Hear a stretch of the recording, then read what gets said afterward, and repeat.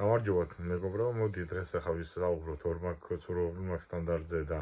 ცინიზმის დონეზე, ხოცების. მოკლედ, სააკაშვილი და თემო ჯანაშია გაასამართლეს თანხების, ესე იგი, არამარძომიერად გამოყენების და თანხების გაფლანგვის და პირადი ინტერესებისთვის გამოყენებისთვის. და ეხლა მაგ საუბარია 9 მილიონზე რა და ჯერ ერთი ეს მუხლი რაც არის ძალიან სუბიექტური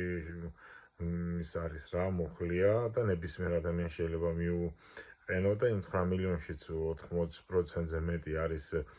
იმაზე რა ქვია ტრამპზე, ვაცლავ ჰაველის პანაშვიდზე მიტანილი თაიგული ტრამპის გამოსპინძლებისთვის და ასე შემდგომ საუბარი ასევე თემო ჯანაშიას საკითხს თუ გამოყოფთ თემო ჯანაშია როდესაც სახელმწიფო დაცვის სამსახურის უფროსი იყო რასაც პრეზიდენტი ავალებდა ვალდებული იყო შეესრულებია უფრო მეტიც ქოცების იგივე თანამდებობის სახელმწიფო დაცვის სამსახურის უფროსი სანამ სააკაშვილი პრეზიდენტი იყო იგივე ბრძანებები შესრულებული და თემო ჯანაშიას დააჯარიმეს $300,000 ხოლო სააკაშვილის ციხეში გაუშვეს 9 წლით. ხოლო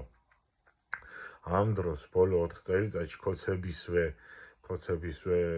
დადასტურებული ვერსიით ტიპებმა 700 მილიონი გაათეთრეს, აქეთ რა ქვია ზარქوام და მისმა კამპანიამ მისმა ოჯახმა 11 მილიონი მოიპარა და ააშენა და შეასრულა მისი პირობები და ააშენა სკოლები და ბაღები იქეთ რა ქვია იქეთ გზების დეპარტამენტში ის მინისტრი ძახის და ინფრასტრუქტურის რო ბევრი კითხვებიაო და ისო ფულები გაიფლანგაო იქეთ ბიჭიკო დაიჭირეს ლელუაშვილის კადრი 4 მილიონი ნახევრისთვის და მოკლედ ეს ხალხი ასამართლებენ წინამთავრობის ხალხს და მთავრობის წევრებს ფულის გაფლანგვაში და ფულის სახელმწიფოს მიმართ ზარალში მოკლედ რა ეს თუ გინდა ორი სიტყვით ნახოთ თუ რას ნიშნავს ქოცების უსინდისობის ფსკერი და ორმაგი სტანდარტი ეს საქმე უნდა გაიაზროთ და მიხვდებით. გამოიწერეთ ჩვენი არხი იდეატივობა თქვენცით.